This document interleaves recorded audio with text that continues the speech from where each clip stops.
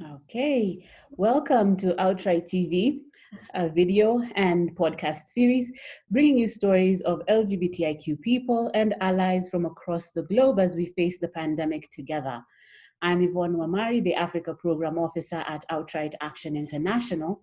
And for today's episode, I'll be talking to Ishamael Bahati from Kenya. Ishamael, welcome to OutRight TV. Thank you very much, Yvonne. Great, Ishmael. Nice to have you here. And nice to have an opportunity to have one of these chats. So we'll just jump right into it. So, of course, Ishmael, we'd like to get to know a little bit more about you. So tell us about yourself. Who is Ishmael and what do you do? Thank you very much, Yvonne. Yeah, my name is Ishamael Bahati. I am a an activist working on social inclusion, specifically for the LGBT persons. And I also work for an LGBT organization called PEMA Kenya. I'm the executive director, and I'm also an activist for LGBT rights in Kenya. Great. So, Ishmael, what does PEMA Kenya do? Can you tell us a little bit more about PEMA Kenya? Yes, PEMA Kenya is an LGBT organization. PEMA Kenya started in 2008 and officially registered in 2009 as an LGBT organization, as community-based organization. And PEMA Kenya basically works to ensure inclusion of LGBT in the service objects. So service objects is not just about health, it's about access to justice, access to social spaces, and freedom of expression and of being able to meet, as LGBT persons. We work on all the spectrums of the LGBT with the presence of all the LGBTI, like the lesbians, the transgender, the bisexual, the intersex persons present in PEMA Kenya. So PEMA Kenya is based in the coastal region of Mombasa. Sometimes it's mistaken as a coalition, but PEMA Kenya is an independent organization and does not work with other, works with in partnership with other organizations, but is not a membership for other organizations, but individual members. So basically, that's an overview of PEMA Kenya. Currently, it consists of 220 LGBT members registered. So for us to register, you've got to be an LGBT person, identifying. You must have two people who already know you, who are already members of PEMA Kenya, and you must be willing to support the vision of PEMA Kenya. Yeah. Okay, thank you so much, Ishmael. So we are in quite a pickle, in quite a situation right now with the COVID pandemic. That has really changed the situation, has really changed the environment in which we are working in, the environment in which we are living in. So can you give the listeners just a little insight into the COVID situation in Kenya, both the pandemic and the government response to the pandemic, of course, with a specific focus on the impact that it has had on the LGBTI community in Kenya? Yeah, so I'm sure that worldwide COVID-19 came with challenges to almost everyone. I don't think there's someone that has been spared. And one thing that I would say that COVID has acted as an equalizer to some of the things that we have never experienced as LGBT persons. There are things that have been specifically for LGBT persons or looked at as LGBT persons, but this time COVID came with challenges that are unified. So just like everyone will talk about lack of employment, loss of jobs, LGBT persons will speak to the same. Now, the only unique thing about that COVID-19 has impacted on us is that there has been, maybe I'll be jumping, but there has been also support from the government, for example, and the LGBT persons cannot access these services this relief, because already in the villages they are staying, the relief were being given to the village elders, and the village elders are the very people that have been harsh on LGBT people and are not accepting to LGBT people. So that's one of the impact, that we could not even access those services. So now, let me take you back to our lives as LGBT persons. For one, LGBT persons, majority of the members that I lead have been excommunicated from their families. Now, with the coming of COVID, and everyone was aware that how the COVID would look like. We were aware, but then we were not exact on what would happen. For example, we knew that there would be hardship, but we did not know that people would lose livelihood. We did not know that people would not be able to pay rents and would be evicted.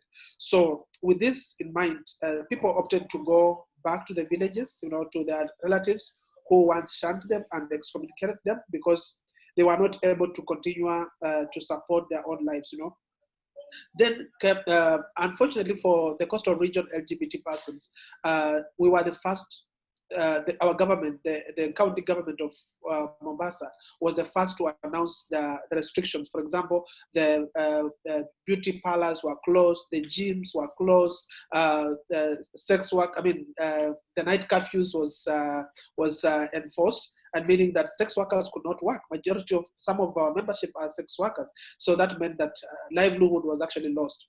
So most of our members also do small food vending, for example, operating kiosks that sell food to passerbys or people who live in the village, and all these were closed down. So Mombasa was the first hit, and therefore the people that were trying to make ends meet, the LGBT that were trying to make ends meet, their livelihood was shut down in a moment. Just a week after the first reporting of COVID-19 in Kenya, the first week, everything was at standstill in Mombasa, as much as other places in the country were operating. So basically, we reached that level where people are already calling for support, for help. People are asking for money to go back to the villages. But where were you getting this money? We did not have any funder who was already funding us at that time. So we had to reach out to start mobilizing, for funders who can support the LGBT person. At that time, we were only looking at those who were calling us, who wanted to go home, we would support them to go home. Those who wanted to stay, but they wanted alternative, like, for example, to be supported for a person to accept to live with them, those kind of arrangements.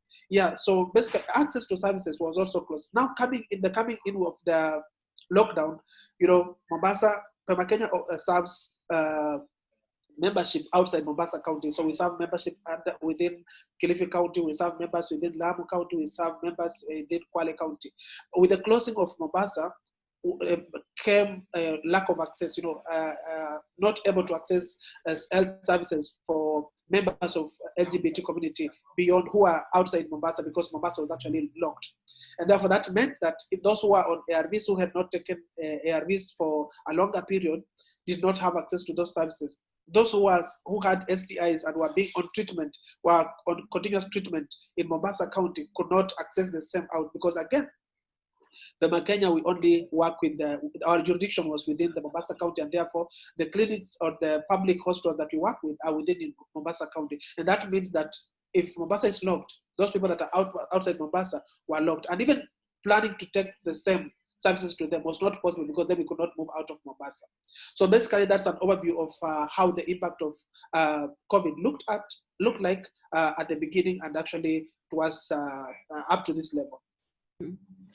So, wow, you have talked about so many things. You've talked about access to government relief and an inability to actually access government relief. You've talked about needing to go back to village and hostile environments that actually, individuals were escaping, and now they have to go back, and access to healthcare.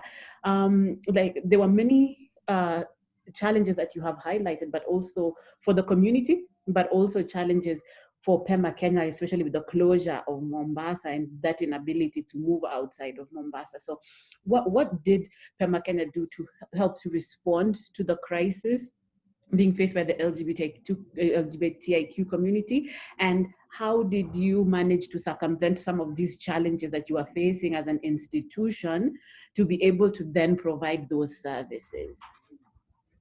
Yeah, I must acknowledge, as I said in my previous statement, that it was a learning process, and everyone was trying to do something. And we didn't know exactly, not just PEMA Kenya, but the country did not know what to do. For example, we didn't know whether to wear masks or not. There was that debate, remember, that you can only wear masks when you are serving someone that is already COVID positive, or whether you yourself was COVID positive. But then, all this changed, and then there was this rush for masks, and we didn't know where to get masks. Masks were expensive, so we were looking at where do we get the masks. So the first thing we did was to look for an alternative way to get masks that were not expensive. And at that time, if you remember, Yvonne, the kitenge masks were not even available. Yeah. So you were only to buy the surgical masks, which were actually expensive. One box which contains 50 pieces was going for around 500, I think, 500. No, 350 to 500, depending on the quality of the mask that you are looking for. So the first thing we did was to look for a person who can make us masks at a cheaper price. And the alternative again was kitenge, which we were not even sure if it would protect us well. So but then luckily we had a member who was willing to do that at a cheaper price. And the first thing we did was to order two masks for every member. These were reusable masks which could be used, washed, and be worn again. So the two were actually good because then one would alternate between washing and having a new one. So yes, and one of the things that happened was to fundraise because we were using monies that were there for emergency, but then the little money that we had was actually being exhausted by that time. So again, we had to reach out to other partners. So we reached out to OutRight, for example. OutRight was actually the first funder that funded us to support members. And not only because we were also again weighing between. Now, if we have the funds, how do we distribute? For example, at that time, we were only looking at relief food, because everyone was doing food. Even the government was doing food. So we were thinking about buying food and distributing them to members, but then the restrictions again. We could not do that. So we looked at all those options, either to buy vouchers or to buy food or to distribute money. Sending money seemed to be an action, like, for example, we didn't know if people wanted to travel. We didn't know if they wanted to go to hospital. We didn't know if they wanted to food or to pay rent. So money was actually the best way to go. Our conversation with OutRight was actually an eye-opener because for them allowing us to disburse funds, cash, because this is a very hard debate to talk about, sending cash to members. So accountability issues, but the use of M-Pesa made things easier because then there is easy to retrieve how that was used. So with the funds that we got from OutRight, we already had other conversation, other donors who are willing to top up on that. But that was just the first month. So with the OutRight money, we sent out 5,000, which was actually a standard for our members. When you look at the members, the statistics we have about members, the rent they are paying, that was actually enough to pay some rent for the majority, and actually to have some 1,000 pending for other bills. So yes, but then came on board other donors, and therefore we extended that support for 3 months. So from the month of May, June, and July, we actually supported all the members with 5,000 every single month. And thanks to OutRight and thanks to other partners, for example, FRI, COC, GALC, even GALC, our own coalition, supported us, amongst many others that I might not be able to mention here. So yeah. So apart from the relief, we thought that the other needs people might be needing counseling. We are also looking at the levels of violence within our members. People were not used to staying together close the whole day, 24 hours together. At this time, they were having that. So you get to learn people and they get to irritated, and also with other stress coming, less income, less food, other conflicting issues. Yeah. And there was increase in violence, and therefore we need to mitigate about that. So we had counselors. So lucky for us, we have internal counselors and we also have external counselors, and that came in handy. So basically that's what we did, the wellness of the members, and also relief food, relief funds for the members. Mm-hmm. Oh, great. I mean, that is amazing. The amount of work that you have been able to do for the members, like during this time, I think that is very impressive. But I think the reality is that, especially in Kenya, in our context, we are getting to a point where our cases seem to be on the rise, and for some time, we actually thought that the state was going to put in place more or stricter measures to limit the spread of the virus. But so far we've seen that we have been really left to our own devices, and it's for each and every one of us to take responsibility at this particular time to ensure that we limit the spread of the virus. I think my question then to you would be, what, after the 3 months, then what next for PEMA Kenya? What do you think needs to be done to respond to the plight of the LGBTIQ community post now the 3 months that you had resources to help cushion community members? What more needs to be done, and by who? Who do you think needs to come on board to help mitigate some of the challenges that are being faced? Thank you very much, Yvonne. Before I speak on the recommendations, what should be done and who should come on board, maybe I should also tell you the impact of what happened after the funding, after the support to the members and stuff like that. So one of the things that is sure is that with the intervention about counseling and general wellness, we have seen reduction for the first 2 months, actually 2-3 months. Up to the 3rd month, we had a lot of intimate partner violence, and we really had to call in, have a call-in counseling sessions with our in-house counselors reaching out to the members, and we saw a greater reduction of violence in terms of members and members fighting each other. We also managed to, with the little support, one thing we realized is that members came together because now rent was becoming expensive, and even after you paid rent, what do you eat them?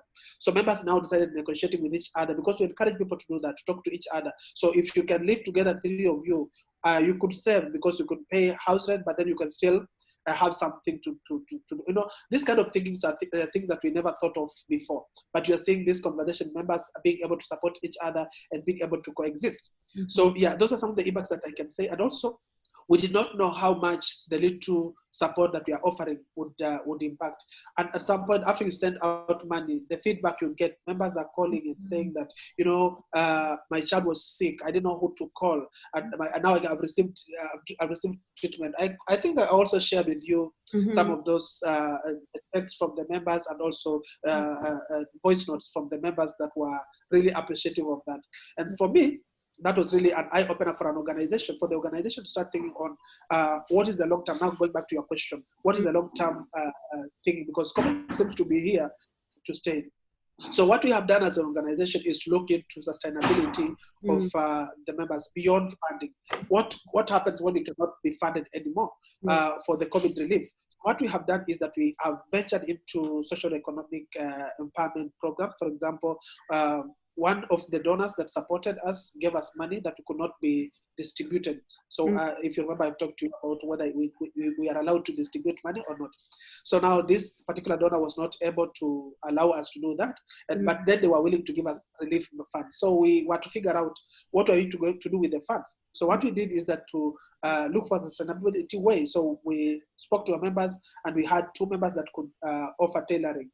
Because we still need masks, we need to have masks being produced within our own reach. So we have bought tailoring machines, and we have members doing that, and we have even the tool that knows how to tailor are actually training others to do the tailoring. So it could be internal tailoring, but also after learning, they could also produce masks that they can sell, as much as PEMA Kenya, the ones that we are producing, are not selling. Now, another gap that was there that was for our women, the sanitary pads. How do we get the sanitary pads for the members? But then we also we learned that our members are able to make reusable sanitary pads. So we are also producing that internally.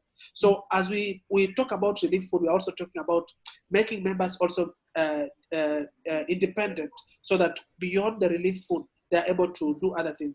So apart from that, we are also looking at making sanitary, not sanitary, but sanitizers.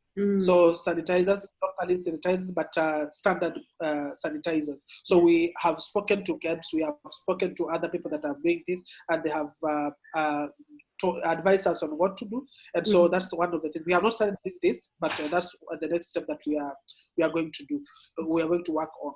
Yeah, so basically that's what we have done. But then on the recommendation, then more funding, we send people to support us to enhance, to make this better, to work on the sustainability better, because we are also learning in the course of this. This is not an area of speciality, but we are learning in the course of doing this. So we need people that can stand with us to support the thoughts that we have, because we are getting these thoughts from the members on sustainability, so that in future, we are not going to reach out, going back to people asking them to support us with the 5,000 per month, which might not be sustainable. On the other hand, I'm also calling for, this is maybe beyond my Kenya mandate, but it's something that's still within my heart. Beyond my Kenya membership, who might be rich with services, health services, and other needs, there are also refugees that are LGBT who need to be supported, because during this COVID time, very little has been done for LGBT refugees in the camps. Because remember, these are people that cannot move out of the camps to go and access health services, even if the boundaries are not closed. They are not able to access beyond specific, and I'm talking about specific LGBT services. Because though the government argues that in the camps, there are hospitals, clinics, but we also want clinics that are also serving the MSM and the transgender person or the lesbian persons who are refugees.